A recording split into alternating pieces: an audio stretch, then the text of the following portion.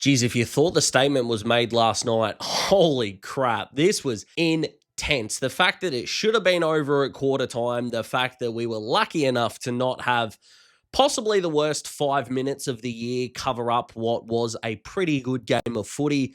The result didn't go that way, which is nice. And suddenly the Cats are through to another prelim at the MCG. Probably not a lot of complaints about that now. And Brisbane will go to the Gabba and play the winner of Freo and Gold Coast tomorrow. So let's go through it. And as I always like to do with these videos, before we all start shit-canning the losers, let's talk about the winners. The headlines for the Cats in this one are going to read the starless stardom, the quantity, not quality, as well as the nasty numbers. Now, I kind of want to start with the quality over quantity because in a season where Max Holmes and Bailey Smith have just racked up possessions, if you had come in and told me that they would have combined for, I think it would have been about 45 odd disposals, but the fact that Ollie Dempsey led the way with 25 touches, the well-roundedness of this performance is probably the scariest part for the Cats because they just got involved. They played the quintessential Geelong game. They started by taking away Brisbane's biggest weapon a little bit, and that was forward uncontested marks. They let Brisbane chip sideways and backwards to their heart's content. I think at one stage it was 42 uncontested marks to 17, but Brisbane weren't really going anywhere. So it was fine. It was, you can effectively dick around with it all you want, but until you get through us, it's going to mean nothing. And guess what it did? It meant nothing for a very significant period of time. And the fact that when they were able to get the ball either off turnover or with their forward half intercepts, and across the second and third quarters, they combined for 20 forward half intercepts, if you don't mind, umpire, thank you very much. They just took the piss. I think they won every quarter, so 12, 15, 31, and then 38 points being the deciding margin. And the fact that legitimately everyone got involved was insane. It was, you're not coming off the ground going, I wish that player played better, or we played well, but this guy was crap. No, it was your role players were superstars, some of them anyway.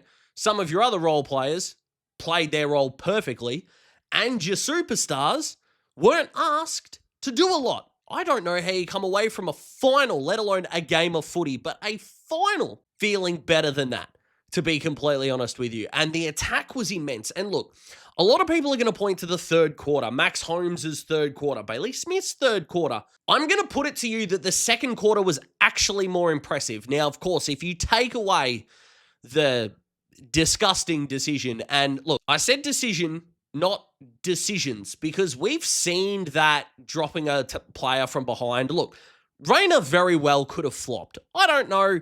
I wasn't the one that was hit. You can assume that. I've got no problem with that. But if you don't do it the first time, if you just don't touch him, which you don't have to do, you made the choice, you give the umpire the opportunity to make the decision. So it's still on you. But the first one was gross, and you could still argue that just don't do it the first time. Like, I do get that. I just think it's horrific. 150 meters off the ball. And look, you could very well get into the comments and go, Daz, under this section of this law in the rule book, it's a free kick. And I would have no argument for you, apart from the fact that it maybe shouldn't be interpreted that way. But overall, you would still be correct. And I think part of the nuance that fans want in the game is the feel. If we are going to leave so many rules to be subjective, then subject them to the vibe of the game, not the vibe of the law. And if you're thinking that's impossible, then rewrite the law. That's how it has to be. You either change the rule or you change the interpretation. Because yes, it's a nudge in the back. I get that. But in the moment, would it have been a better decision to go to, I think it was Tom Stewart, hey, come on, I saw that, don't do it again, bit stupid. Yeah, it's the way that it goes, right? It was quintessentially the same to me as if the little bloke, my 5-year-old stepson, deliberately knocks over a cup of juice or something.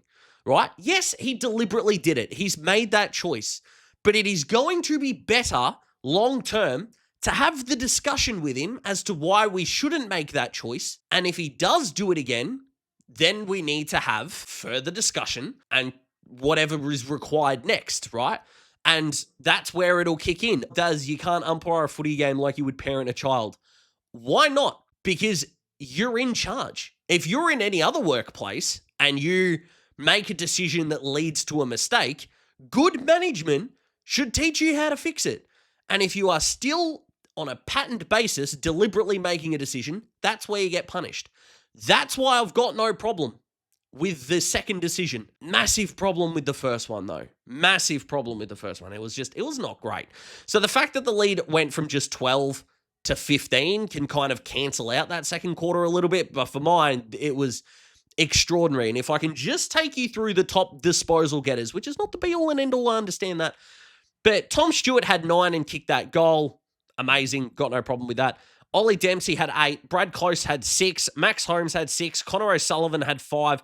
Mark Blitzarves had 5. Sean Manor had 5. Tom Atkins had 5 disposals. And if I had said to you that, what's that, 6 blokes? 7 blokes? 8 blokes? I'll learn how to count in a second. 1, 2, 3, 4, 5, 6, 7, 8 blokes would have 5+ disposals for the Cats in a quarter. Name them. You would put Holmes in there. You would put Smith in there. I wouldn't put it against you to put Brian Myers in there. Maybe Danger if he's gone nuts. So the fact that they were able to, and this again leads into the starless stardom, if you will, and I don't want to disrespect any of the guys on that list, but between Tom Stewart, who's had a down year, probably not going to have a down final series, but a down year, Brad Close, which is probably their 5th best forward, Max Holmes is a star, so we'll cancel that out, but Connor O'Sullivan is a young, exciting player. You're not expecting him to, have those 5 disposals in a quarter and take the absolute piss like he did. You might not be expecting Mark Blitzarves as the ruckman to have 12 hitouts plus 5 disposals in a quarter. Mark Blitzarves is a star, but it wasn't your usual suspects, Kevin Spacey style, although we probably shouldn't be talking about Kevin Spacey in a positive light. Let's move on from that discussion real quick. Overall, Geelong are going to go back to Cardinia Park, GMHBA Stadium, wherever you want to send them, down there to Geelong, and go, that went perfectly. No one, I don't think, got injured. Jai Clark came on late. They subbed out Jack Martin as a tactical sub, which I thought was just a fine decision if you want to preserve his minutes. But Dangerfield did enough. Jezza took the piss in the first quarter and should have kicked 6, if I'm being honest.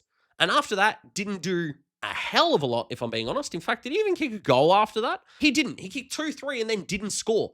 But from a macro point of view, a 4-quarter performance, he did enough. And even if you think, no, I don't think he did enough, they still won by 6.5 goals. And the thing is, and I still think that one of the best compliments I can get as a creator about the league who barracks for Hawthorn is Geelong fans who go, I'm a Cats fan, but I appreciate where you're coming from. Because you have to understand that the unbiased footy fan admires the way this club goes about it so much. As a Hawthorn fan, and people don't like it when I swear, but I'm going to, so I don't know what you want to do with that information. I fucking hate it, right? And it's purely on the basis of how long can you be good for, right? Geelong right now, to me, are kind of like LeBron. LeBron's 40. Can you just slow down at some point? No is the answer to that question.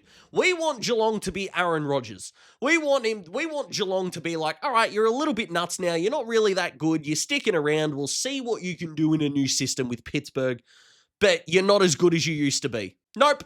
Geelong are Tom Brady in Tampa. They're so good though. Oh, and that's the thing though, is that the thing about the Cats that just stands out so much, if I could sum it up in sort of one sentence, is it just seems like their system resolves around an unbelievable amount of trust to make the right decision. And most of the time they do, and they are good enough to defend when they're not. Chris Scott, hats off to you. Unbelievable win. Unbelievable. So let's turn this attention now to Brisbane, I think. And the headlines for the Lions, you've got your woeful wastage, you've got the huge shutdown, and if you don't think that's a fantastic pun, you might just be watching the wrong person. I'm not going to lie to you. And what's so interesting, so the woeful wastage, what do I mean by that? Now, I said before that Ollie Dempsey was the only Cat to have 25 plus, which is extraordinary. Brisbane had 4 players get above 30 tonight. Yet you look at the clangers, right? Who's turning the ball over in a big way? You're looking at Ashcroft 7, Zorko 7, Berry 6, Dunkley 6, Neil 6, Rayner 5, Bailey 4. And what would nearly all of those players have in common? They're your prime movers. The wastage was just not good enough by Brisbane on the night. Now, I do understand, and by the way, I will get to the steak knives bit in just a second, so don't stress about that in the slightest. But what was so remarkable tonight is the perceived pressure from Geelong was great, and we should absolutely give them credit for that. But Brisbane's first 2 goals were out the back. They structurally broke down, got the turnover from Geelong, got out the back. Charlie Cameron was the first one, and Kai Lohmann, I think, was the second one off the top of my head. And it looked like they were going to roll beautifully, but it was sort of kicks into the corridor. Zorko had a couple that just didn't really work, and it was... They were taking their chances. Granted, they were 5 goals won at one stage, and they were only 2 points down or 3 points down at one stage because Geelong had kicked 4 goals 10. Which was incredible. But their wastage wasn't actually inside 50. I mean, 11 goals 8 will be a testament to that.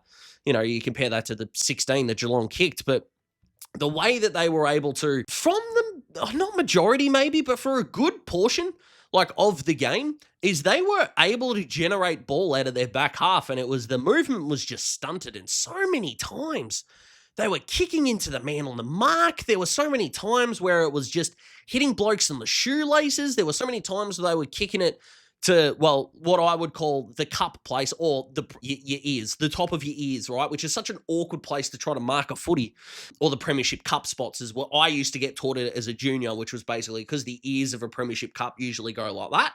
So it would be if you kick it sort of here, you're kind of in trouble. That's the way that I learned it. That's why I butchered the English language about 30 seconds ago. But the fact that so many of their prime movers were just wasting the footy, it just didn't help at all.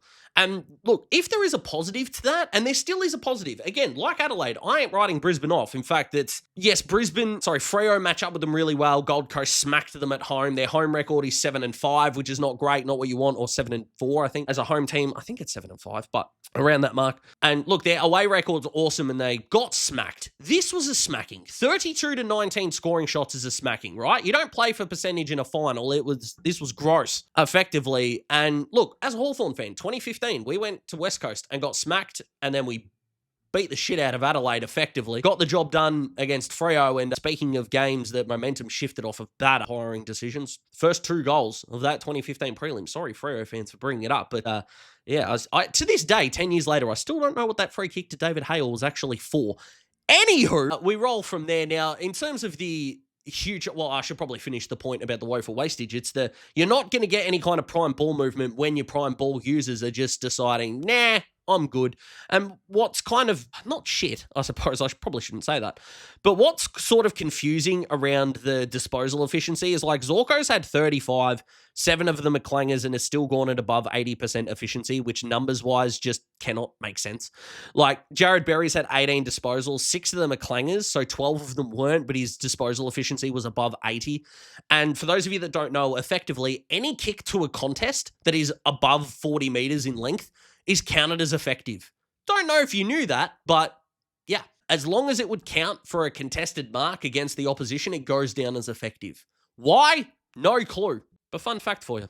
In terms of the huge shutdown, and of course this comes to Oisin Mullen, who shut down Hugh McCluggage. 14 disposals for the All-Australian, which was not expected, and why I did not have him in my Supercoach finals team, which is more than handy for Brisbane. Well, more than handy for me. It's not handy for Brisbane. What the hell am I talking about? But when I discussed before that it was so many guys from Geelong, no one had a bad night. McCluggage had a bad night. Unfortunately, guys like Ty Gallop and Sam Day didn't really come to the party. Logan Morris only kicked 1 goal, so between the 3 tall forwards, they kicked 1 goal, had 21 disposals, took 6 marks. Almost like the guy in the preseason that said that I don't give a damn how well Brisbane score in the home and away season. I need to see how they score in finals. I said that in February, aging like Jennifer Aniston.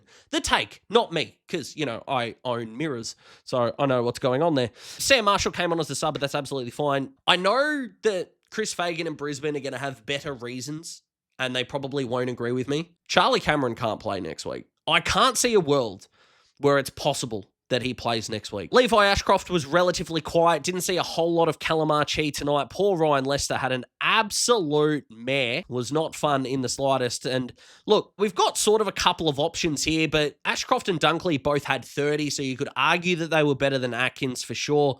They probably were. The theory still holds up for me because Tom Atkins was in no way a liability or quiet. So he's had 17, had 10 tackles, 7 score involvements, kicked a goal, and they won by 38 points. Now, I can completely understand where you go, well, Neil's had 32. Dunkley's had 30 as the third midfielder, 11 tackles himself.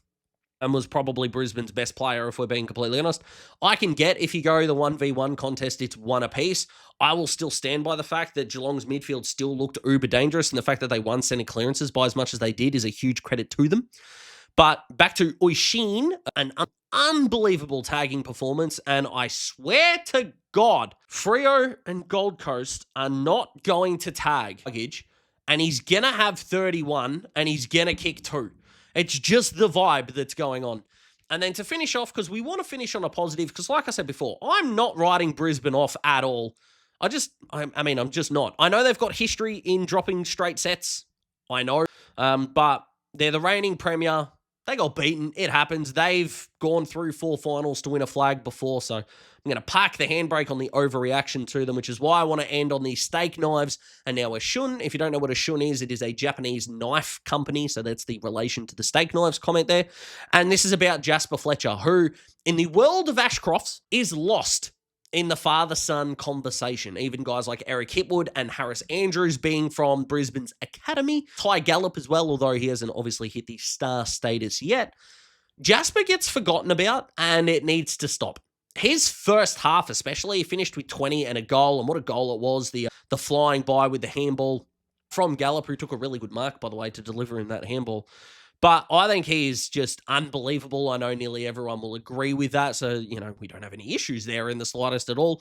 Went at over 80% efficiency, took 6 marks as well. Not a highly defensive player, as we know, just the 1 tackle, but he doesn't need to be. And I just think that he deserves his flowers when Will and Levi, and it's not their fault, get the most of it as well. So where do we go from here? Well, Geelong, for mine, them, Collingwood, they've separated themselves. They're the winners. I'm not ready to write off Brisbane just yet, but the credit to the Cats continues, and they keep being good. At some point, they'll stop. They've never finished below 12th. It's actually becoming a joke now. They're so good. It's incredible. So I hope you guys enjoyed. I know they haven't been the closest finals, but I still think the quality of the games have been pretty good. My Freo Gold Coast reaction is going to come out. I'm hoping to get that out, released before the Hawthorn game starts.